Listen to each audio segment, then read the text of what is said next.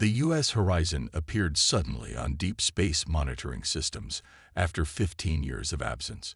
What had once been Earth's proudest exploration vessel, the first to venture beyond the outer planets, had vanished without explanation during its maiden voyage.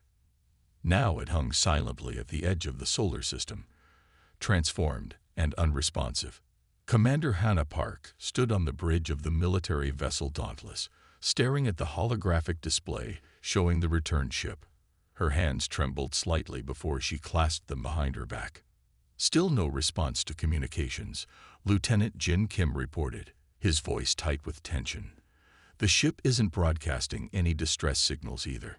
Hannah nodded, her face carefully composed despite the storm of emotions within her. 15 years ago, her brother Du-Yun had been the Horizon's navigation officer. The loss had nearly destroyed her family. "Magnify the hull," she ordered. The image zoomed in, revealing details that sent murmurs rippling across the bridge. The Horizon's exterior was no longer the smooth titanium alloy shell it had been. Strange geometric patterns covered its surface, metallic growths arranged in mathematical precision that seemed to subtly shift when not directly observed. "What are those?" Hannah whispered. "Unknown, Commander," replied Science Officer Minjiu. "The patterns don't match any known human design or alien technology in our database." Admiral Sung's voice came through on the command channel. "Park, you're authorized to conduct boarding operations. Approach with extreme caution. We need answers, not heroes." 6 hours later, Hannah led a team of 12 through the Horizon's airlock. The familiar layout of the ship's interior was gone, replaced by corridors that seemed to bend according to impossible geometries. Surfaces gleamed with a bluish metallic substance that pulsed with faint light. "Life support is functioning," reported Security Chief Da Choi, studying his scanner. "Gravity, temperature, and atmospheric composition, all within human norms." "Almost like it's expecting us," Minji observed quietly. The team moved deeper into the ship, mapping as they went. Standard doors had been replaced with iris-like openings that dilated as they approached. The walls themselves seemed almost alive, vibrating slightly under their touch. "I'm detecting a single human life sign," Day announced suddenly. 2 decks up, in what used to be the research lab. The journey to the lab took them through spaces that defied normal physics. Rooms that seemed larger inside than their external dimensions should allow, corridors that curved back on themselves despite maintaining a straight line. When they finally reached the lab, the door spiraled open without prompting. Inside, a man sat at a workstation surrounded by floating displays of incomprehensible data. He turned, smiling calmly.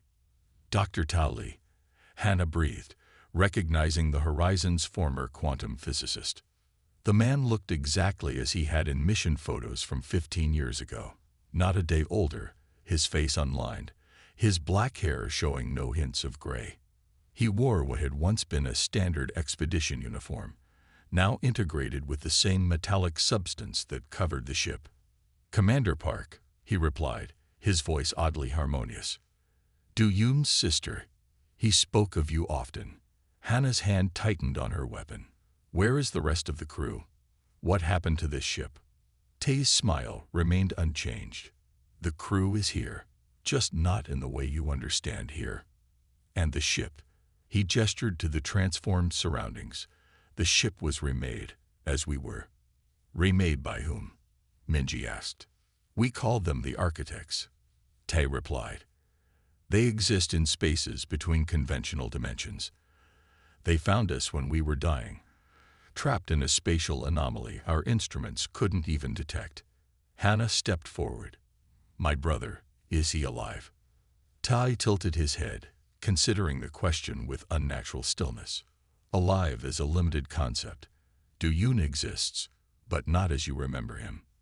Security Chief Da's scanner suddenly emitted a series of urgent beeps. "Commander, the ship's systems are activating.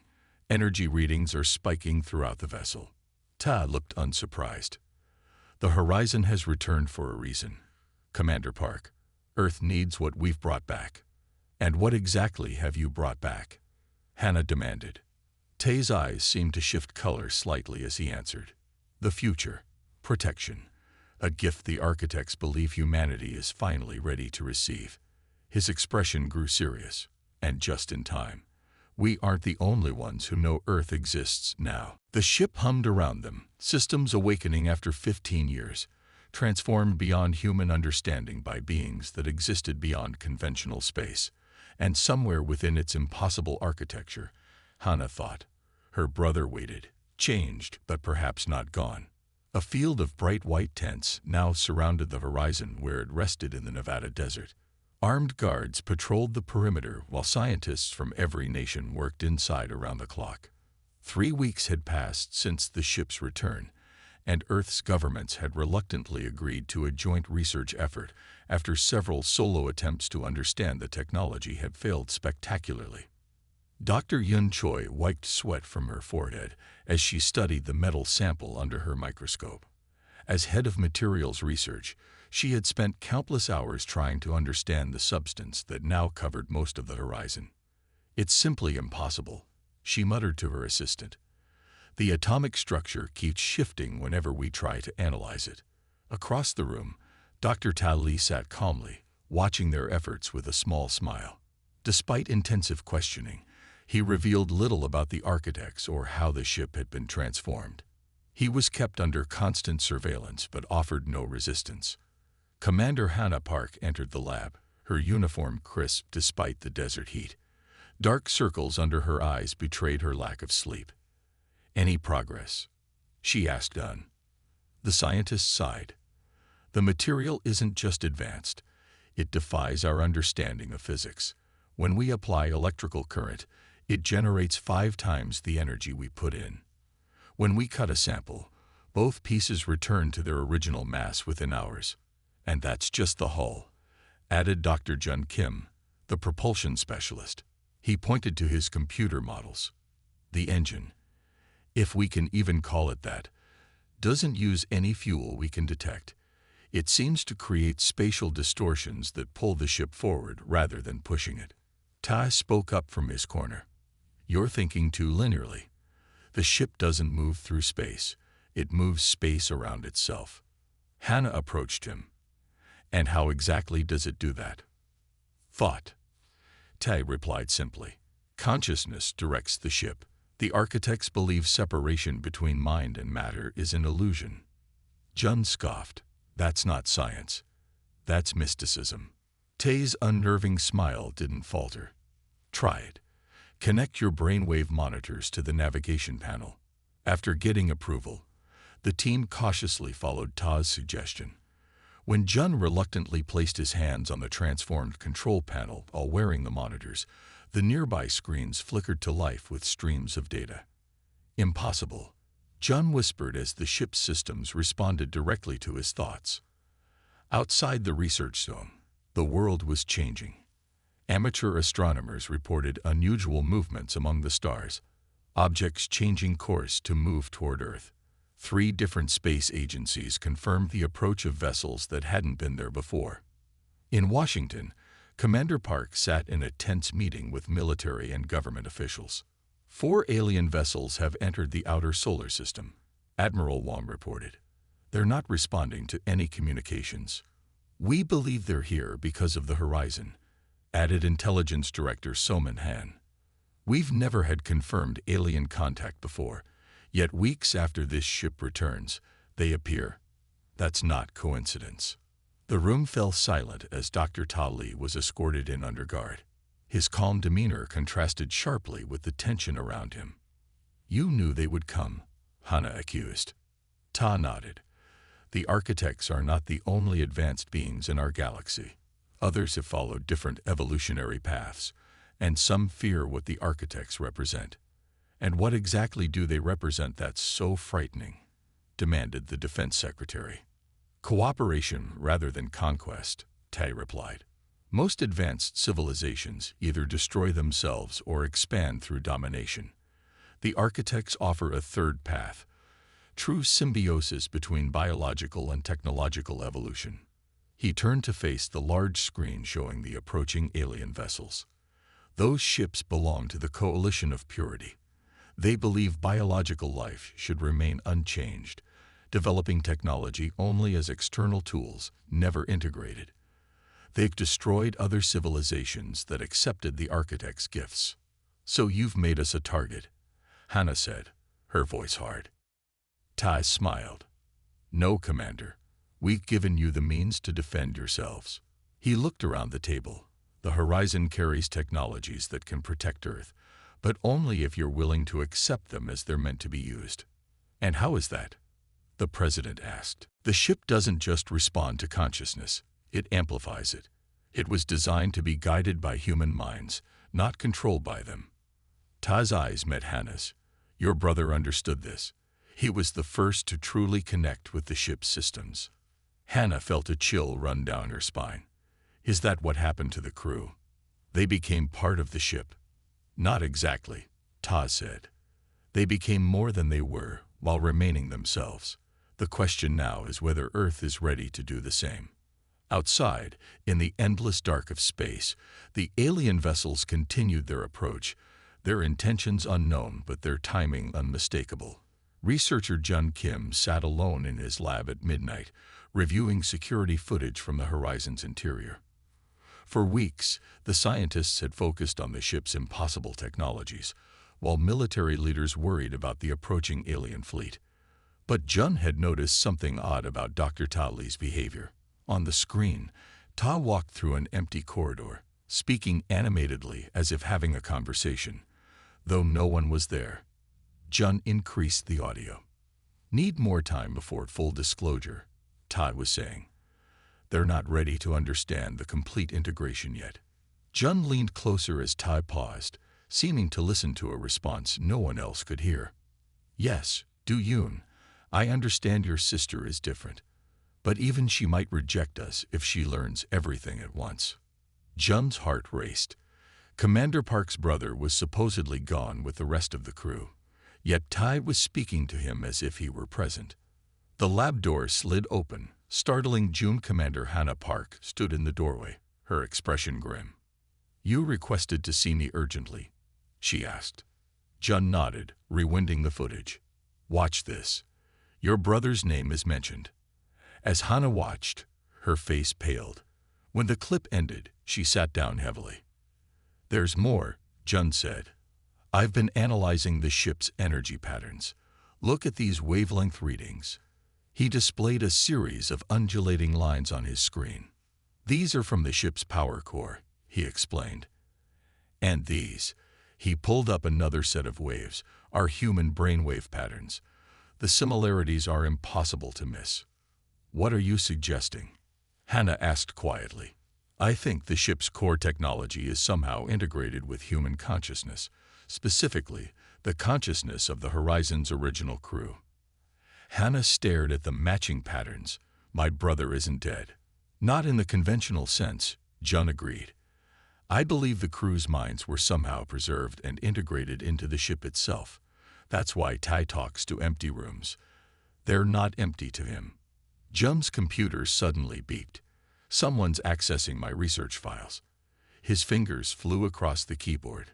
It's coming from inside the ship, but there's no one logged into those terminals. The lights in the lab flickered. On Jun's screen, a message appeared. Find U.S. Indy Core.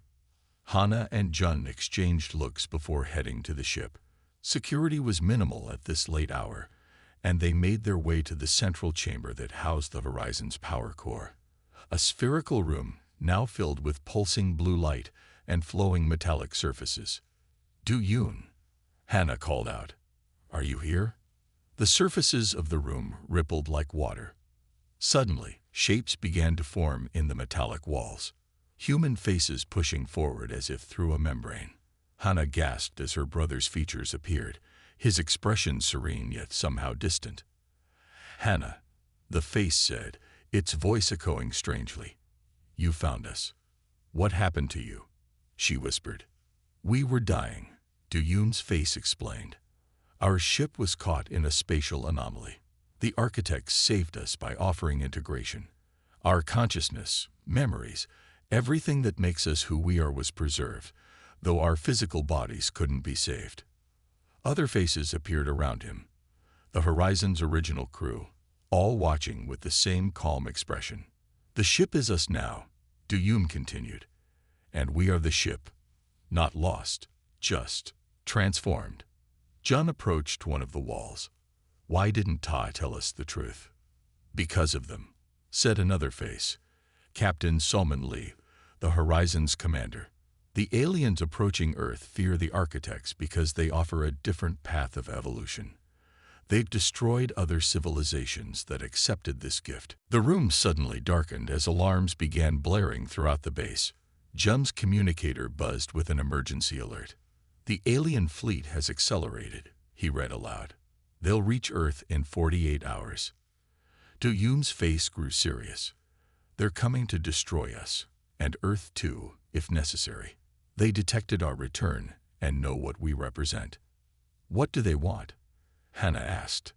"They call themselves the Coalition of Purity," Captain Lee explained. "They believe consciousness should remain purely biological. They see the architect's gifts as contamination." "But what can we do?" Jun asked. Duyum's face turned toward his sister. "The Horizon can defend Earth, Hannah. We have the technology now. But we need a bridge, someone who can direct our power while maintaining their individual consciousness and humanity." "You want one of us to join you," she realized. "Not join us," Duyum corrected. "Work with us. The integration can be partial, temporary. But we need someone who understands both military strategy and human values to guide us." Hannah stared at her brother's face in the metallic wall. "You're asking me?" "Yes," all the faces said in unison. "Only you can save Earth now." Outside, in the command center, screens lit up with urgent warnings as the alien fleet's weapons began powering up. Time was running out. The United Nations Security Council chamber was filled to capacity. On the large screen at the front of the room, images showed the alien fleet, 7 vessels of unknown design now holding position just beyond the moon. Their message, broadcast simultaneously to every communications device on Earth 12 hours ago, had been clear and devastating. "Surrender the corrupted vessel and all individuals exposed to architect technology within 24 hours, or we will sterilize your world. The infection must not spread." General Min addressed the emergency session, his voice grave. "Our best weapons cannot penetrate their shields. If they attack, we have no effective defense." President Jun stood. "Have we received any response to our attempts at negotiation?" "Only one, Madam President," replied Ambassador Han. "They said, and I quote, 'There is nothing to discuss. The architect seed must be destroyed before germination. Your species' survival depends on compliance.'" The room erupted in debate. Some nations argued for immediate surrender of the Horizon. Others insisted that humanity should never bow to threats. In a secure bunker beneath the desert facility, Commander Hannah Park sat across from Dr. Tali. Between them was a small device extracted from the Horizon, a metallic cube that pulsed with soft blue light. "Explain it again," Hannah demanded. "What exactly would happen if I agree to this partial integration?" Tay's unnaturally calm expression never wavered. "You would maintain your individual consciousness and identity, but gain the ability to directly interface with the Horizon systems. Your mind would be the bridge between human understanding and the ship's capabilities. And the risks. The process has never been attempted with someone who wasn't dying," Tay admitted.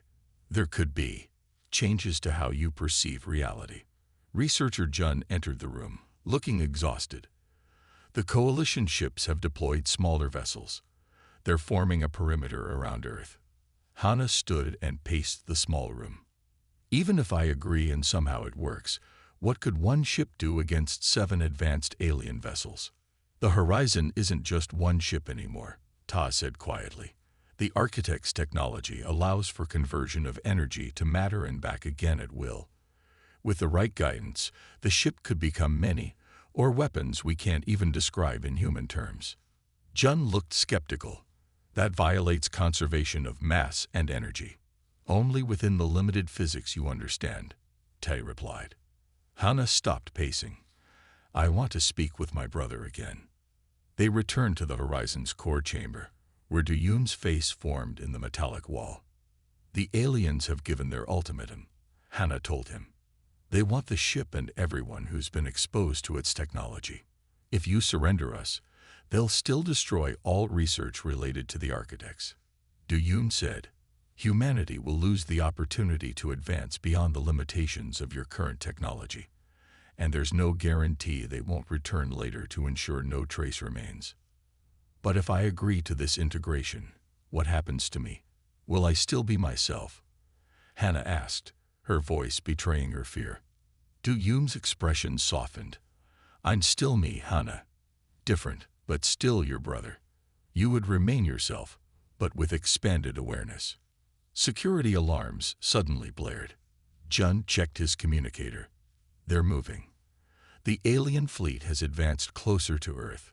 On screens throughout the facility, they watched as one of the alien vessels fired on a military satellite, destroying it instantly. The room suddenly darkened as alarms began blaring throughout the base. Jun's communicator buzzed with an emergency alert. The alien fleet has accelerated, he read aloud. They'll reach Earth in 48 hours. Duyum's face grew serious. They're coming to destroy us, and Earth too, if necessary. They detected our return and know what we represent. What do they want? Hannah asked. They call themselves the Coalition of Purity, Captain Lee explained. They believe consciousness should remain purely biological. They see the architect's gifts as contamination. But what can we do? Jun asked. Duyum's face turned toward his sister. The Horizon can defend Earth, Hannah. We have the technology now. But we need a bridge, someone who can direct our power while maintaining their individual consciousness and humanity.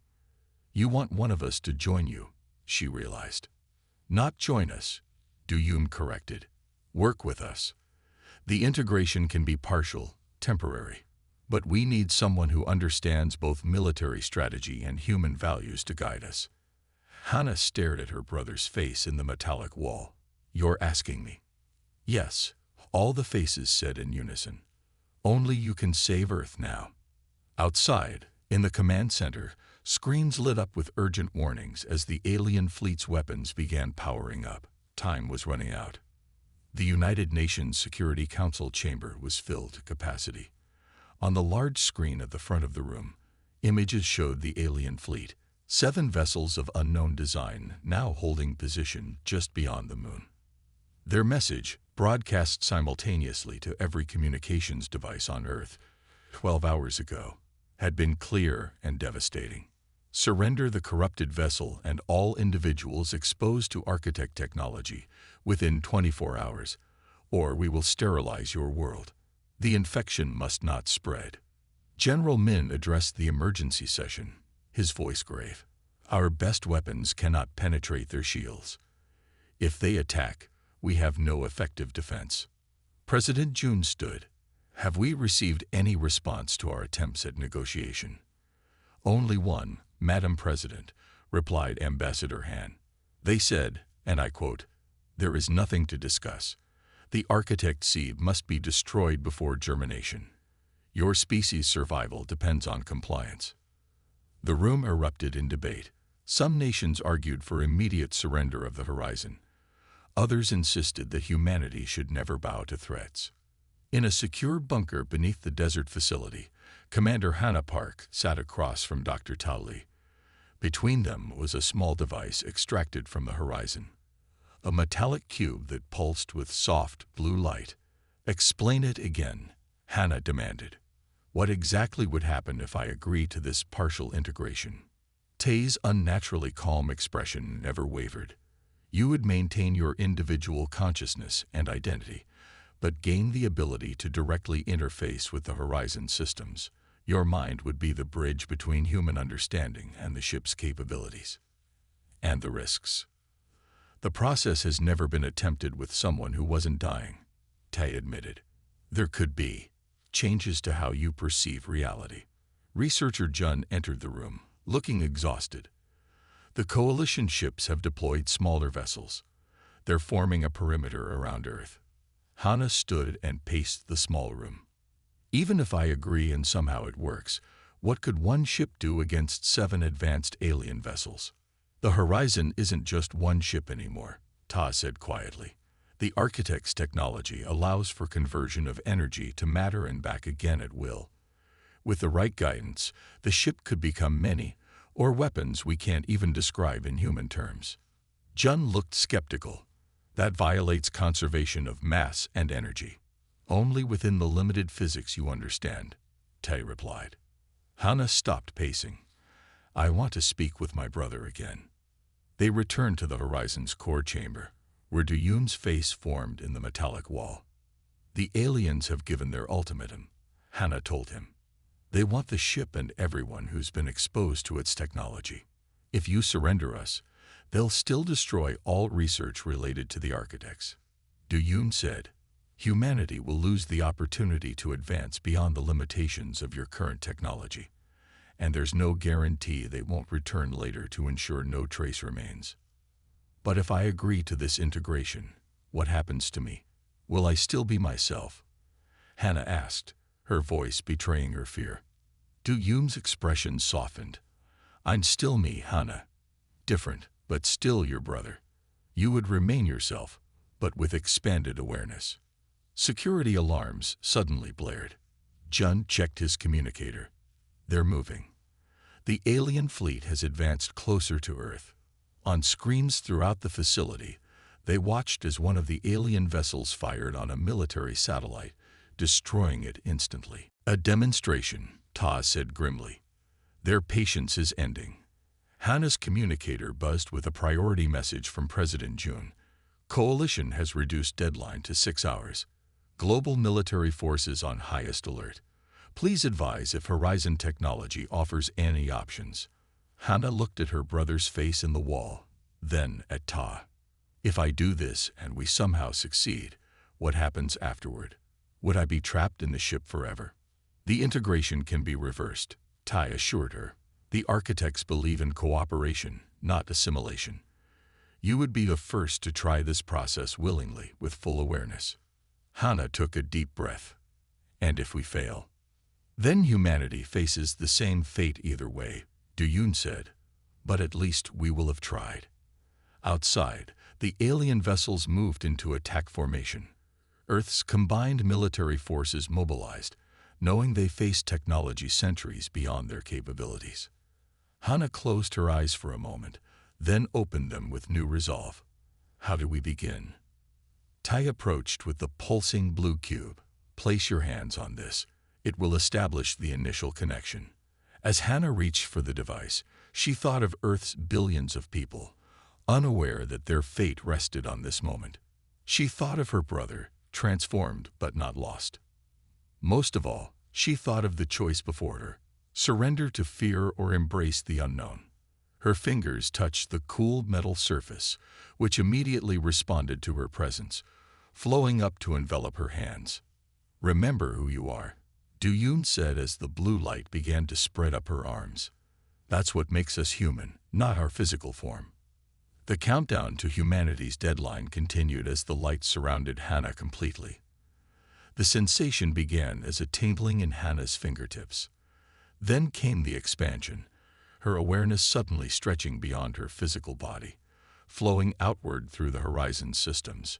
She could feel the ship as if it were an extension of herself, every circuit and component humming with energy that responded to her thoughts. Hannah.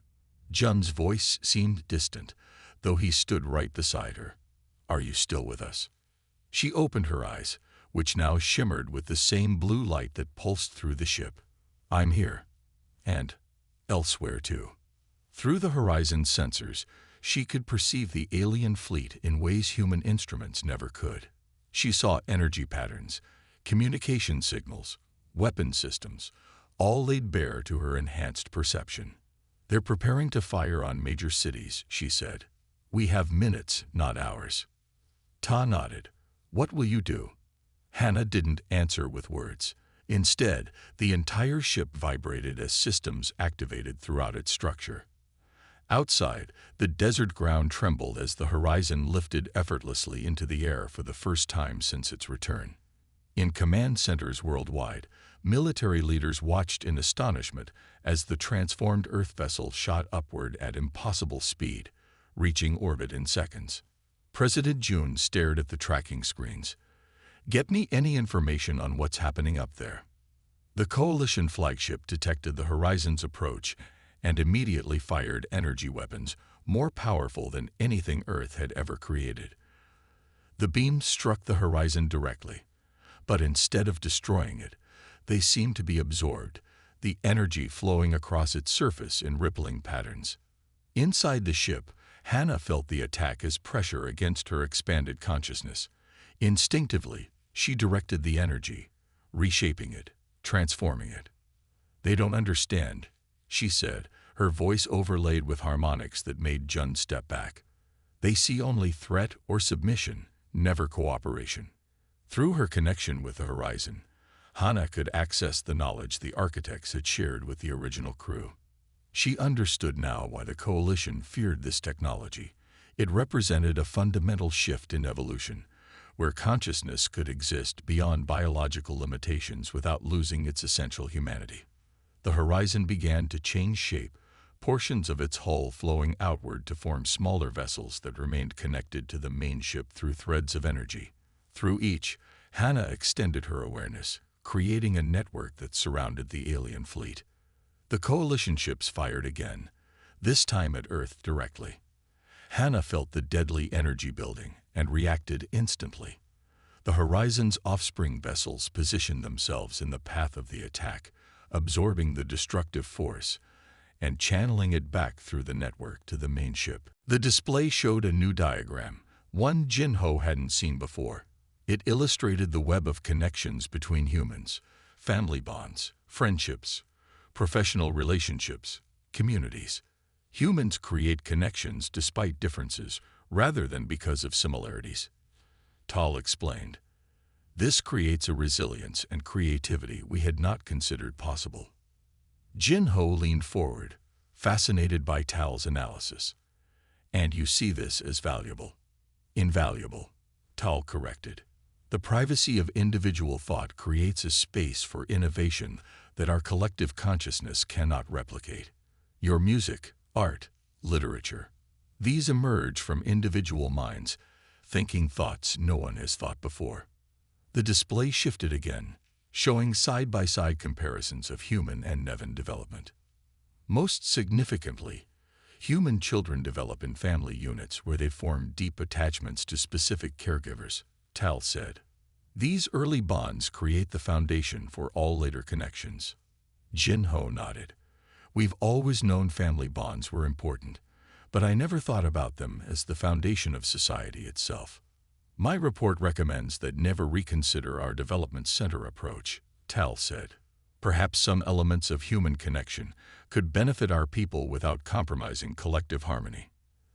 "That's a significant recommendation," Jinho noted, surprised. "Will your leaders consider it?" "They must. My data is compelling." Tal deactivated the display. "There is one additional matter to discuss." Jinho waited, curious about Tal's suddenly formal tone. "The cultural exchange program was designed to be bidirectional," Tal explained. "A human representative is invited to visit Neva to study our society." Jinho's heart skipped. "And? I have requested that you be selected as that representative." For a moment, Jinho couldn't speak. The opportunity to visit another planet, to be the first human to experience Niven society firsthand. It was beyond anything he had imagined when he applied to host a Niven visitor. I don't know what to say," he finally managed. "Say yes," Tal suggested, skin brightening to a hopeful yellow. "Your linguistic expertise and cultural sensitivity make you an ideal candidate. And," Tal paused, seeming to search for the right words, "I believe we have become what humans call friends." Jinho smiled broadly. "Yes, we are friends. And yes, I would be honored to visit Neva." "Excellent. The exchange would begin in approximately 6 Earth months, allowing time for preparation. They spent the next hour discussing practical details: the journey to Neva, living arrangements, research objectives. Jin-Ho tried to contain his excitement as Tal explained what to expect from Niven society. As the time for departure approached, Tal stood and retrieved something from a small bag. It was a small potted plant with delicate green leaves and tiny blue flowers. "I have observed that humans often exchange gifts at significant transitions," Tal said, presenting the plant to Jin-Ho. "This is a tradition I find logical and wish to adopt." Jin-Ho accepted the pot, touched by the gesture. "It's beautiful. Is it from the botanical garden?" "Yes. The botanist assisted me in selecting it. It is called forget-me-not in English." Tal's skin rippled with subtle patterns. The name seemed appropriate. "It's perfect," Jin-Ho said, feeling a lump in his throat. "I'll take good care of it." "The plant symbolizes growth and connection," Tal explained. "My time on Earth has changed my understanding of both concepts." They walked together to the university grounds where the Niven ship would arrive. A small gathering had formed: university officials, government representatives, and some of Jin-Ho's students who had grown fond of their alien visitor. Hae-Yun approached them, holding a small package wrapped in traditional Korean fabric. "This is from all of us in the linguistics department," she said, handing it to Tal. "It's a collection of poems and stories from different cultures. We thought you might enjoy sharing them with your people." Tal accepted the gift with a formal bow that Jin-Ho had taught the alien weeks earlier. "I am grateful. Literature is perhaps humanity's most unique creation." Other farewells followed. Jin-Ho stood back, watching as Tal navigated human social customs with a grace that would have seemed impossible 3 months ago.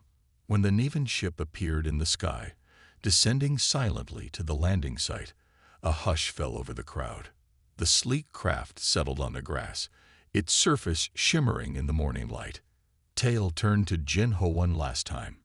"In human custom, what is the appropriate farewell between friends?" Jin-Ho stepped forward and did something he had never thought he would do. He hugged an alien. Tal stiffened momentarily, then carefully returned the embrace. No further connection. Some men looked shocked, but who raises the children? All adults share responsibility for development centers. Young Nevins are raised collectively until their cognitive patterns emerge.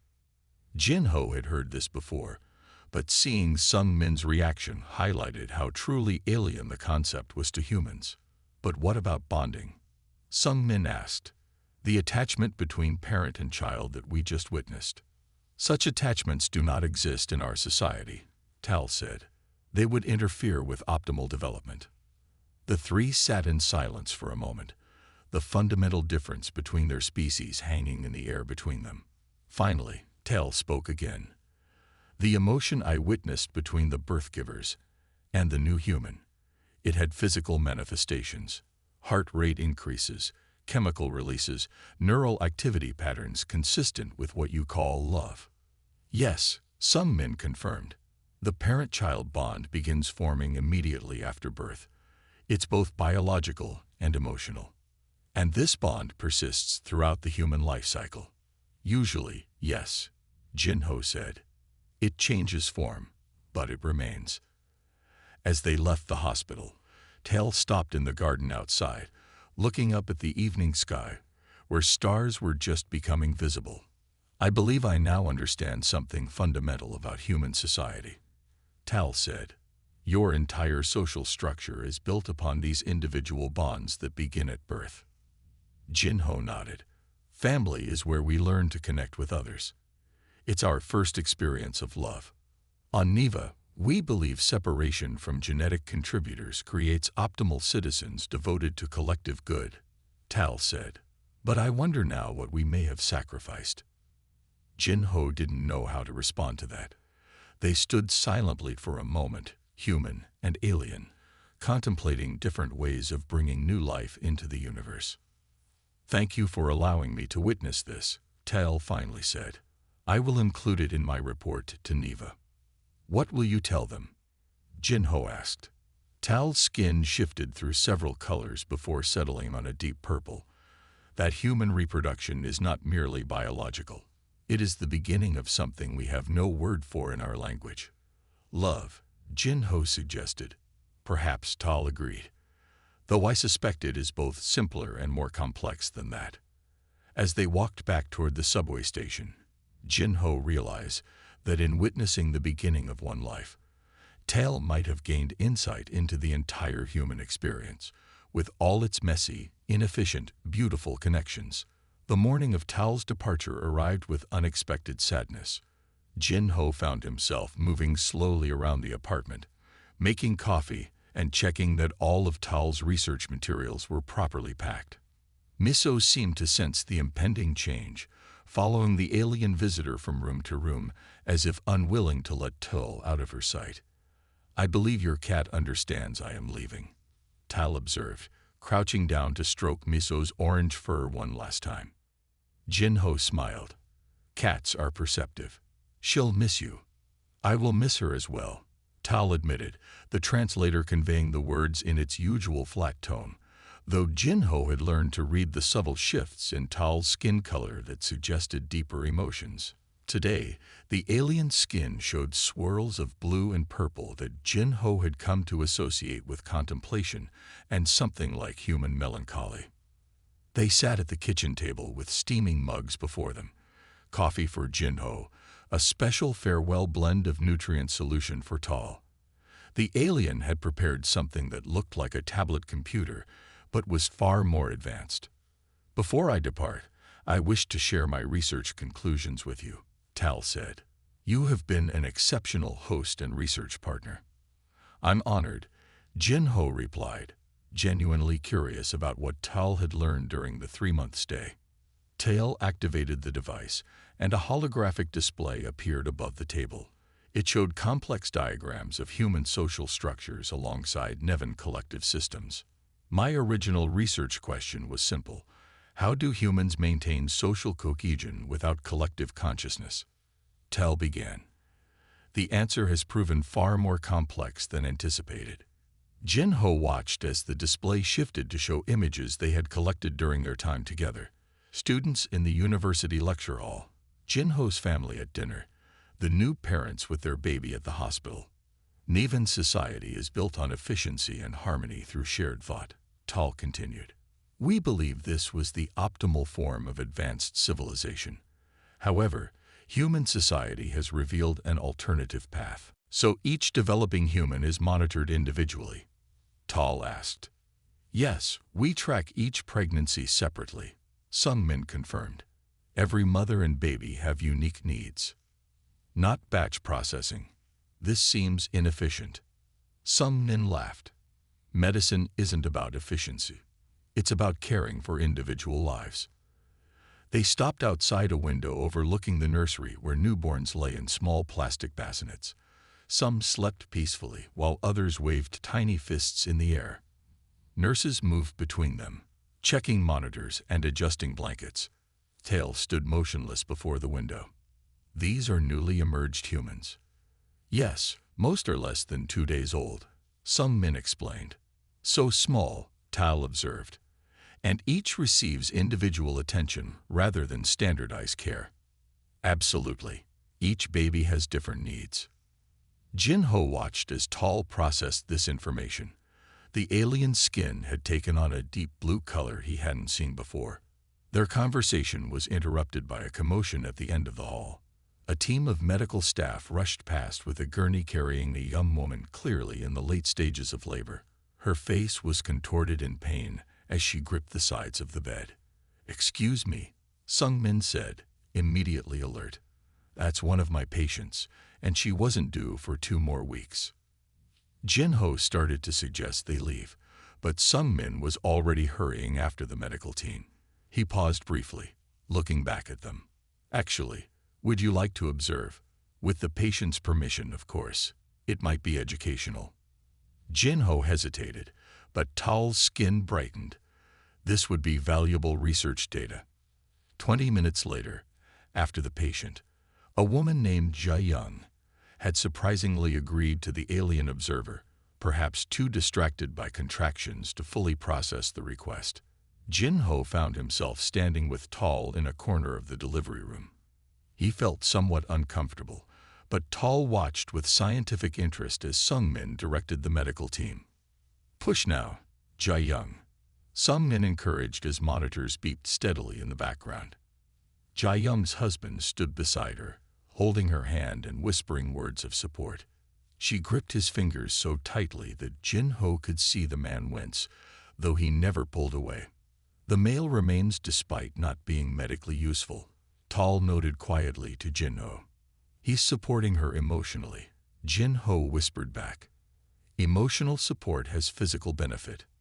"Absolutely." They watched as the miracle of birth unfolded before them. Jin-Ho had never witnessed childbirth before, and he found himself moved by the raw intensity of the experience. Tal remained perfectly still, observing with scientific detachment. When the baby finally emerged into Sung-min's waiting hands, a collective breath seemed to release in the room. The tiny girl's first cry pierced the air, strong and indignant.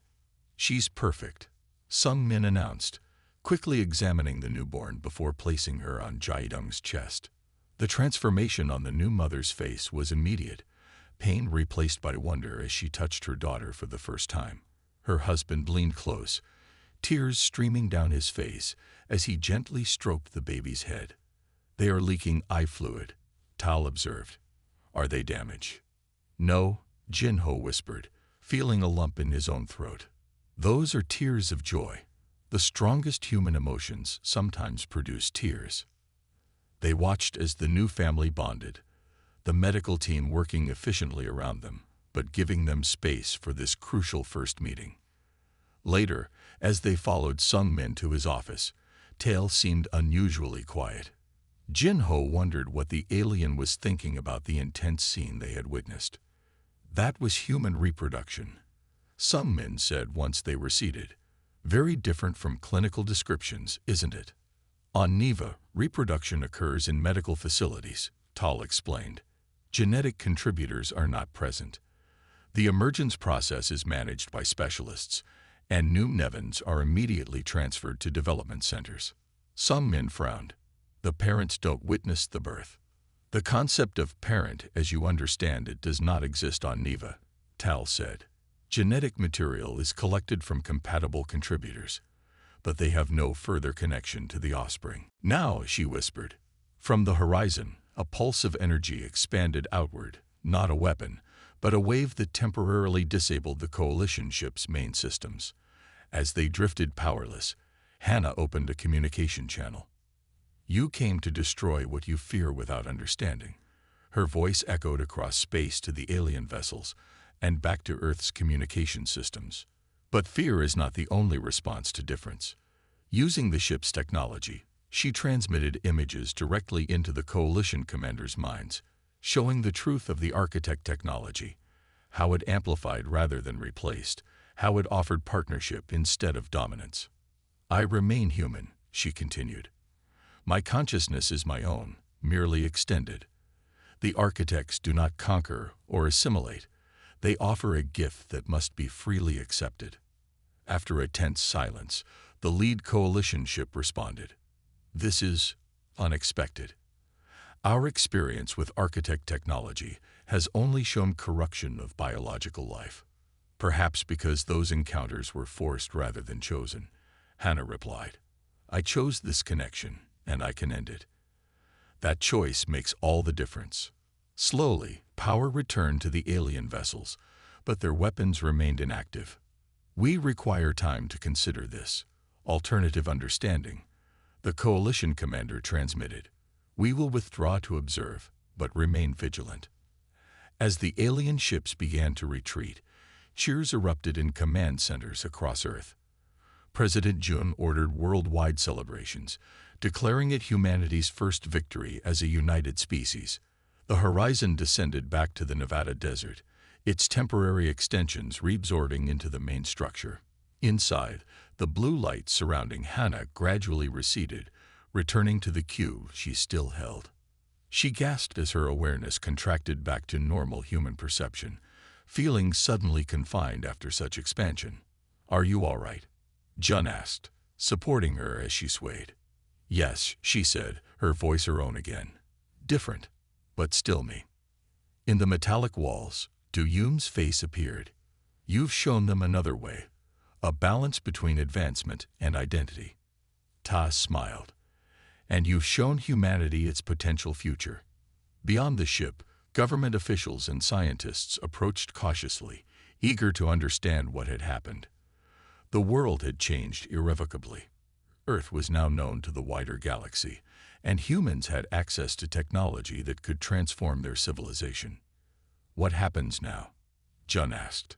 Hannah looked at her hands, still faintly glowing with residual energy. "Now we learn to walk a new path, neither fearing the future nor being consumed by it. Technology advancing humanity without replacing what makes us human." The light of a new dawn broke over the horizon, symbolic of the new era beginning for Earth.